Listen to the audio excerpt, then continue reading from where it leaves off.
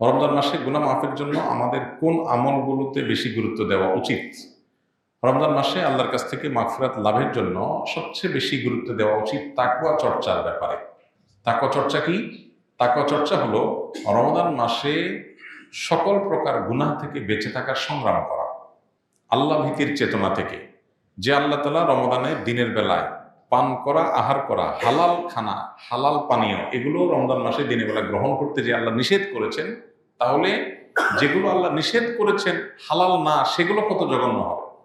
অতএব রমজান মাসে আমি সকল প্রকার গুনাহ থেকে, সকল প্রকার হারাম থেকে বেঁচে থাকার চেষ্টা করব। এটা হলো আমাদের কর্তব্যের অংশ। এটা যদি আমরা করি তাহলে ইনশাআল্লাহ গুনাহ মাফের সম্ভাবনা অনেক বেড়ে যাবে তাকওয়া চর্চার মাধ্যমে। দ্বিতীয়ত, আল্লাহর কাছ থেকে গুনাহ মাফের জন্য রমজান মাসের যে সমস্ত আমলগুলো আছে, মাসনুন আমলগুলো আছে, সে আমলগুলোকে আমরা খুঁটে খুঁটে করার চেষ্টা করব। আমাদের একটা ছোট্ট ছোটি বই আছে, রকমারি এবং অন্যান্য অনলাইনে আপনারা হয়তো পেতে পারেন। বইটা হলো মাহে রমাদানের 27 আমল। এখানে নবী করিম সাল্লাল্লাহু আলাইহি ওয়াসাল্লামের সুন্নাহর আলোকে কোরআনের আয়াত থেকে রমাদান মাসে করার মতো 27টি আমলের ব্যাপারে একটা ধারণা দেওয়া হয়েছে। এই আমলগুলো যদি দিয়ে আমরা রমাদানকে সাজাতে পারি, তাহলে ইনশাআল্লাহ রমাদান মাস আমাদের গুনাহ মাফের মাস হিসাবে আল্লাহর কাছে গ্রহণযোগ্য হতে পারে, মকবুল হতে পারে। এটা আমার জন্য সুবর্ণ সুযোগ হতে পারে। আল্লাহ আমাদের সবাইকে রমাদান মাসে বেশি বেশি করে আল্লাহর কাছে গুনাহ মাফের আমলগুলো করার তৌফিক দান করুন।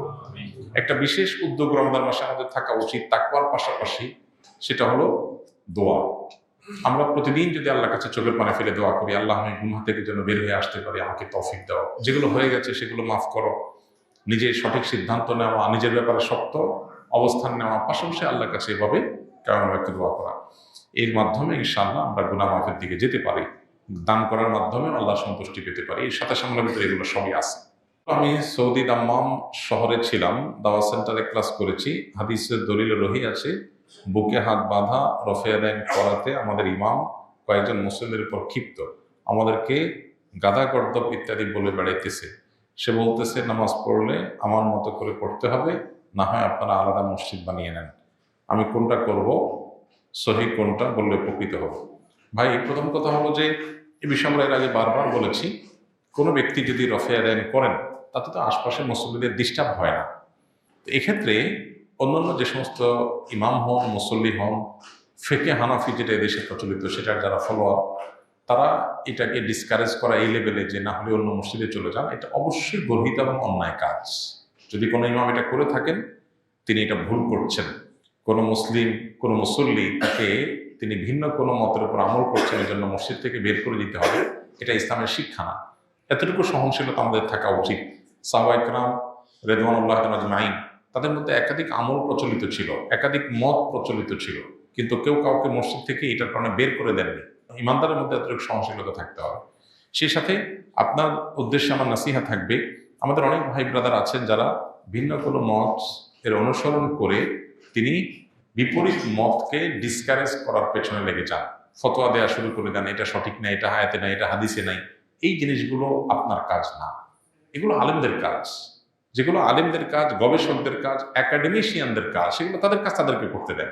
এখন আপনি সাধারণ মানুষ হয়ে নিজে আমল করছেন, যদি আপনি আলেমের ভুল ধরা শুরু করে দেন, ভুল ধরা বলতে কোরআন হাদিসের, আপনি যেমন এখানে বললেন যে সহিহ হাদিসে আছে কোনটা না আছে, আপনি এই ডিবেট বিতর্কে যায়েন না।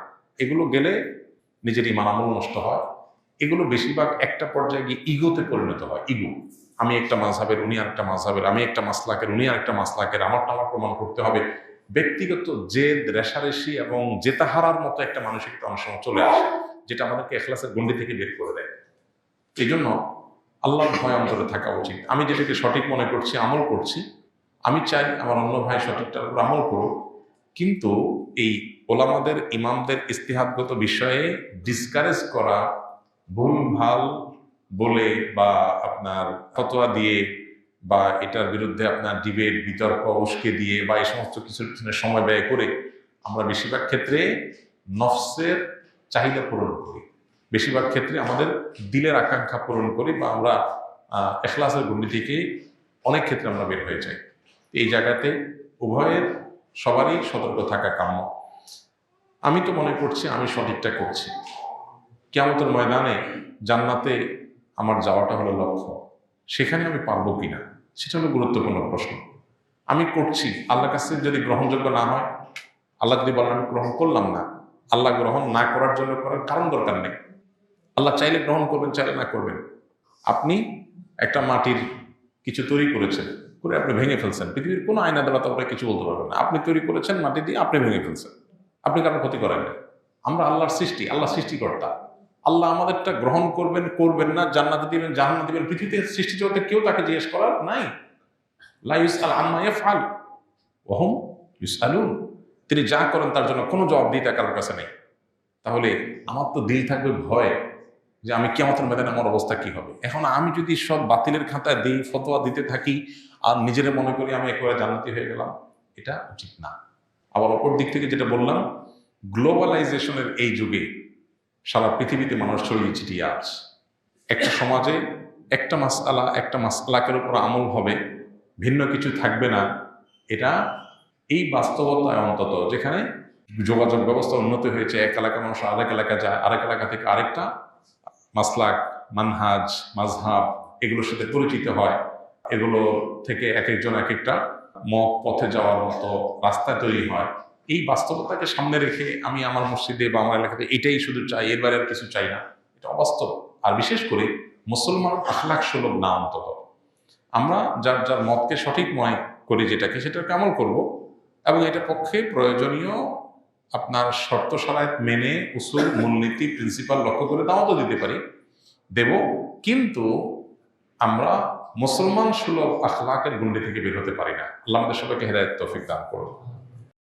আসুন্নাহ ফাউন্ডেশন, উম্মার স্বার্থে সুন্নাহর সাথে।